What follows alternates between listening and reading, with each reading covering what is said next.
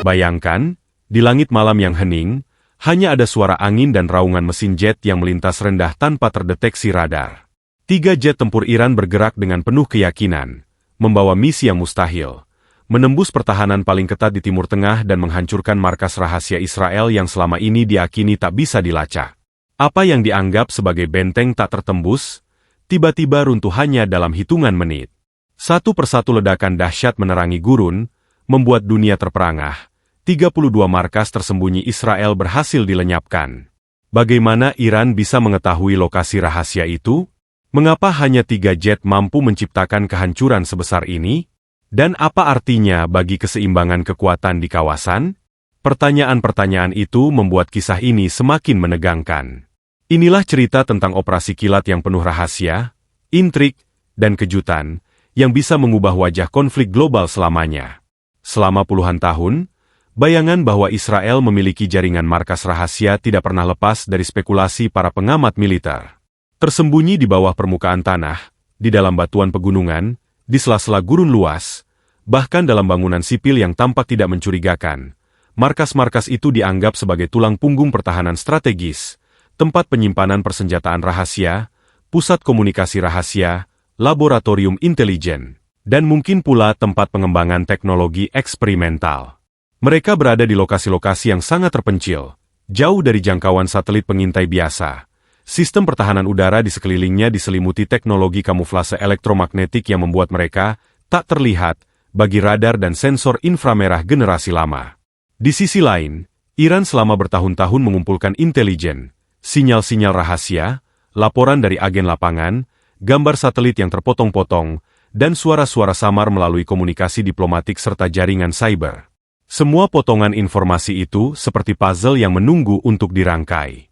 Kata sandi, petunjuk koordinat, pergerakan kendaraan khusus, dan laporan pemindahan material militer, itu semua dicatat, dianalisis, dan dihubungkan. Namun masalahnya, teknologi kamuflase dan antideteksi membuat setiap upaya pelacakan hampir mustahil. Algoritma pengenalan bentuk terganggu, citra termal dibuat samar, dan sistem radio dibungkam oleh interferensi terstruktur. Semuanya berubah ketika Iran berhasil mendapatkan akses ke data satelit komersial beresolusi tinggi yang baru saja diluncurkan. Satelit-satelit ini bukan lagi satelit militer biasa, melainkan satelit dengan kemampuan multispektral, pencitraan visual, inframerah, radar penetratif, dan bahkan sinkronisasi dengan data radio frekuensi. Melalui kebocoran yang tak disengaja dari salah satu perusahaan penyedia, Iran memperoleh sejumlah besar foto dan sinyal yang sebelumnya tidak pernah diakses publik, termasuk rekaman detil dari daerah-daerah gurun dan padang batu di Negev dan wilayah perbatasan Golan yang tampaknya kosong. Dengan bantuan teknologi AI canggih, mereka memproses citra tersebut, mencari pola abnormal, bayangan yang tidak cocok dengan lanskap, perubahan suhu tanah saat malam hari, kendaraan yang hilang dari waktu ke waktu, jalur suplai yang jarang digunakan, lalu menelusurinya.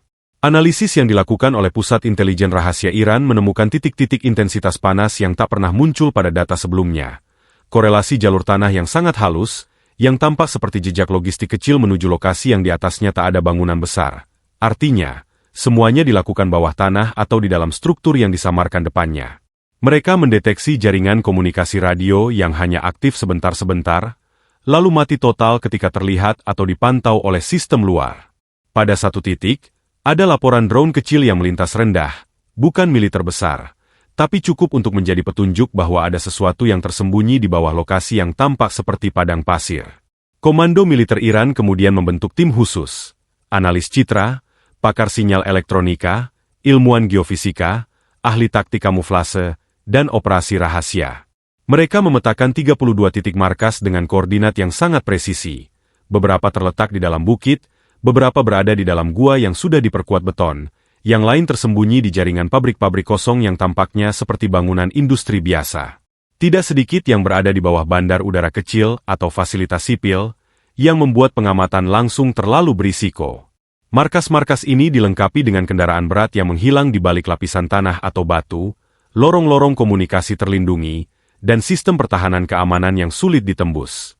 Lebih mengejutkan lagi, beberapa markas dirancang sedemikian rupa sehingga bila sebuah satelit fotografi mengambil gambar permukaan, bayangan-bayangan dan tonasi warna disesuaikan agar tampak seperti formasi batu alam, atau bahkan bagian dari lanskap pegunungan. Malam hari, penerangan dikendalikan dengan sistem otomatis yang hanya hidup sesaat saat diperlukan. Selebihnya gelap total, tanpa jejak termal yang bisa dideteksi inframerah dari jarak jauh. Pemindahan logistik dilakukan pada waktu yang sangat sulit diprediksi, kadang tengah malam, kadang saat badai pasir, agar satelit dan drone musuh tidak bisa mengunci citranya. Namun semua kedok itu pecah ketika sebuah satelit komersial menangkap pergeseran suhu tanah setelah hujan ringan di gurun. Tanah yang semula dingin menyimpan panas lebih lama di lokasi markas, karena beton dan struktur dalam tanah menyimpan panas lebih baik daripada pasir biasa. Petunjuk kecil seperti ini diolah algoritmik, diverifikasi oleh laporan bahwa ada mobilisasi kecil kendaraan berat, dan suara alat berat yang didengar dari drone pengintai sipil. Akhirnya mapan sebagai lokasi-lokasi markas rahasia yang selama ini dianggap mustahil diidentifikasi. Setelah 32 titik markas tersembunyi berhasil dipetakan dengan presisi, tahap berikutnya bukanlah sekadar menekan tombol rudal dari jarak jauh. Iran tahu, Israel memiliki salah satu sistem pertahanan udara paling canggih di dunia, Iron Dome, David Esling, dan Arrow System yang berlapis-lapis. Setiap rudal yang ditembakkan dari darat kemungkinan besar akan dilacak dan dihancurkan sebelum sempat mencapai sasaran. Karena itu, strategi konvensional sama sekali tidak mungkin berhasil.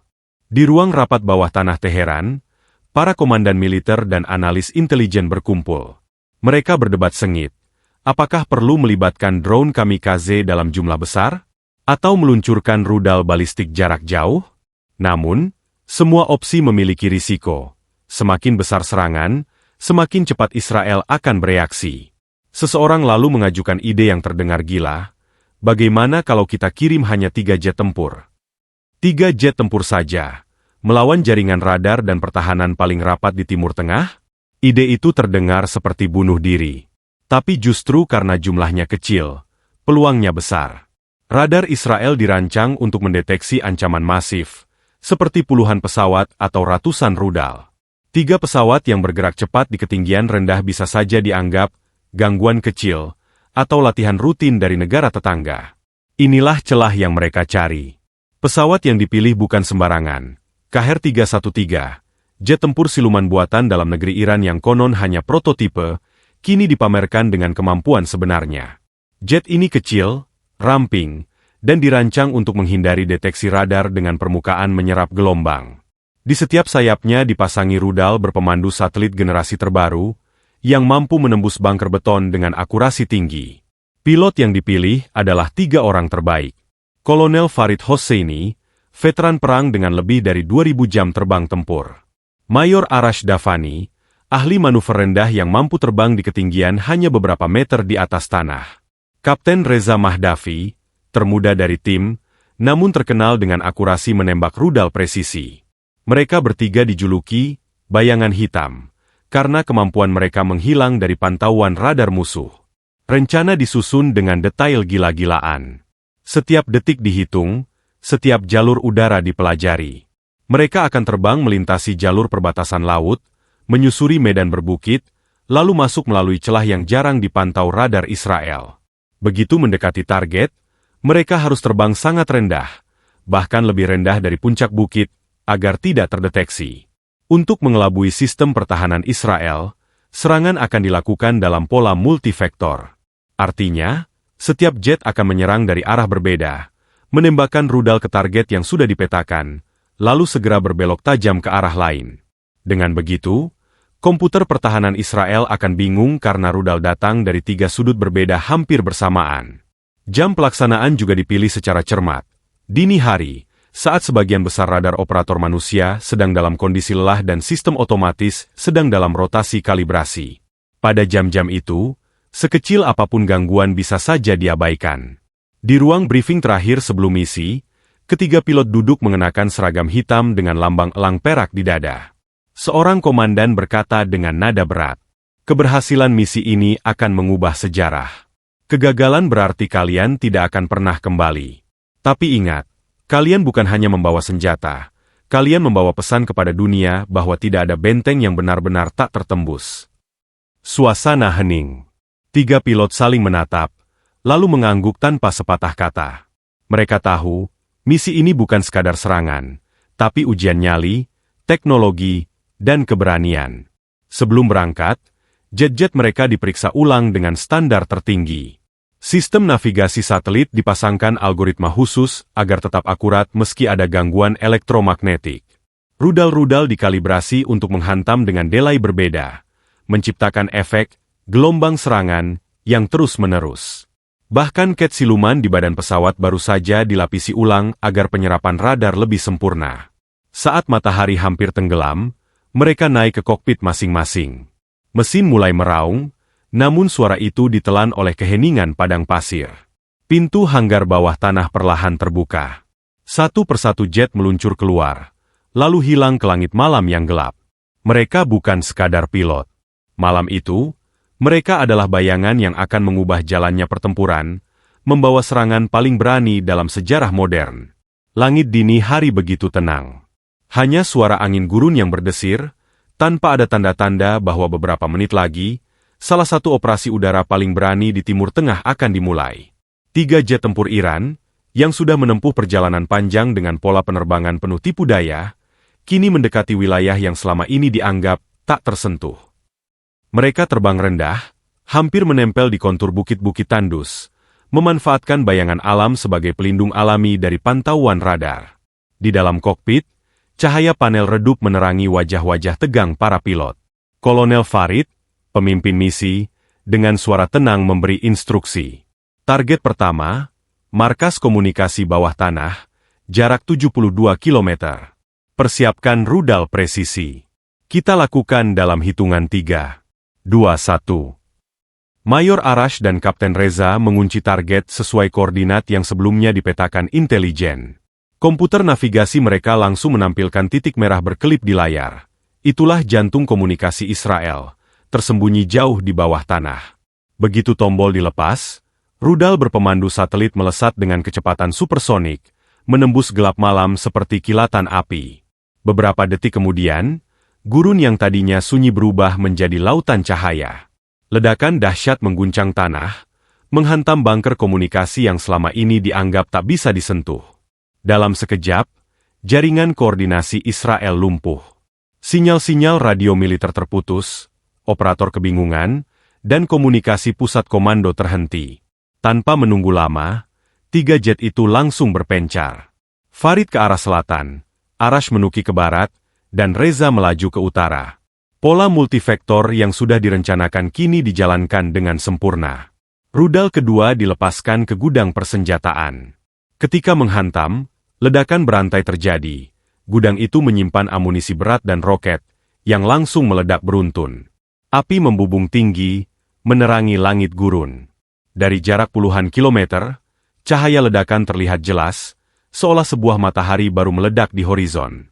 Di tingkat pemerintahan, para pejabat tinggi menggelar rapat darurat. Perdana Menteri mendapat laporan tidak konsisten.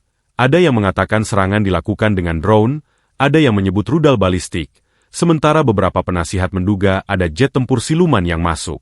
Keputusan sulit harus diambil. Apakah akan langsung membalas serangan ke Iran, atau menunggu konfirmasi lebih jelas? Namun yang paling mengejutkan adalah efek jangka panjang dari serangan ini.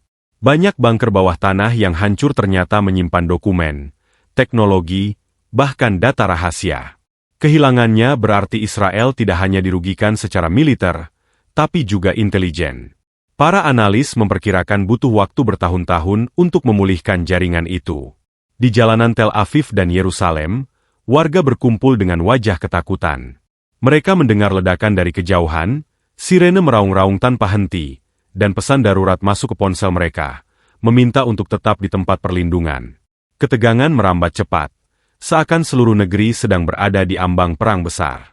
Israel yang selama ini dikenal dengan kekuatan superior, kini untuk pertama kalinya terlihat goyah di mata dunia. Serangan 3 jet tempur Iran bukan hanya menghancurkan 32 markas tersembunyi, tetapi juga menghancurkan mitos tak terkalahkan yang selama ini melekat pada militer Israel.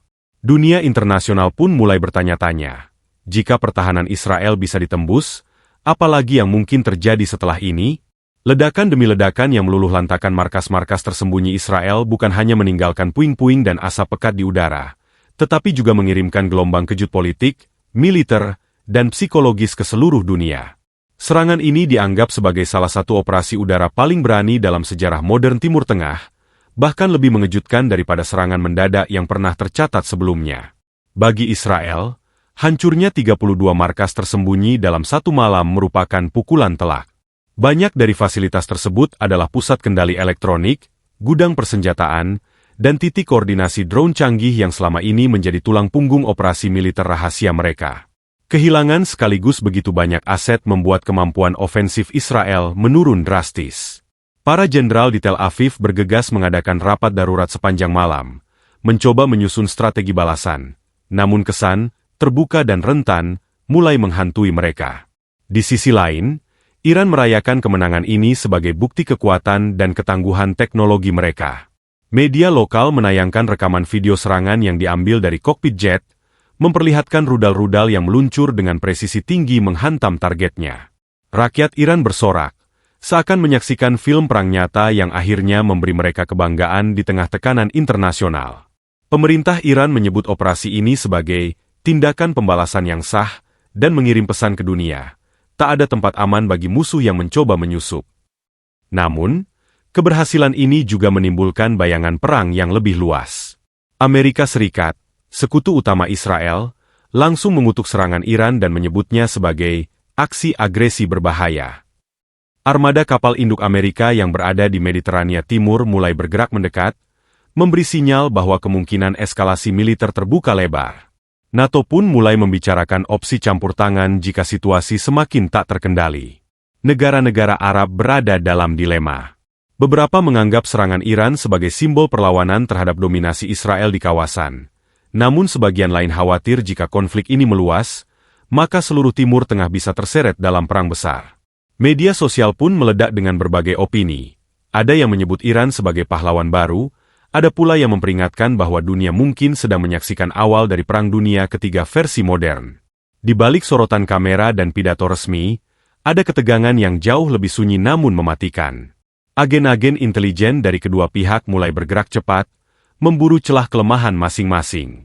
Beberapa sumber menyebutkan bahwa Israel telah menyiapkan operasi bayangan sebagai balasan, berupa serangan siber besar-besaran yang bisa melumpuhkan jaringan listrik dan komunikasi Iran.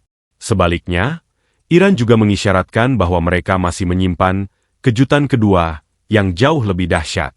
Dunia kini menahan napas. Apakah ini hanya satu babak dari perang bayangan yang lebih panjang? Ataukah awal dari konfrontasi terbuka yang bisa mengubah peta politik global? Yang pasti, keberhasilan 3 jet tempur Iran menghancurkan 32 markas Israel telah menandai momen baru dalam sejarah geopolitik. Momen ketika mitos kekebalan Israel runtuh dan keseimbangan kekuatan di Timur Tengah mulai goyah. Narasi besar ini belum berakhir. Justru, mungkin inilah pintu masuk menuju babak yang lebih mencekam. Bayangan rudal, drone, dan jet tempur kini menggantung di langit, seakan memberi isyarat bahwa dunia sedang berjalan di tepi jurang perang besar.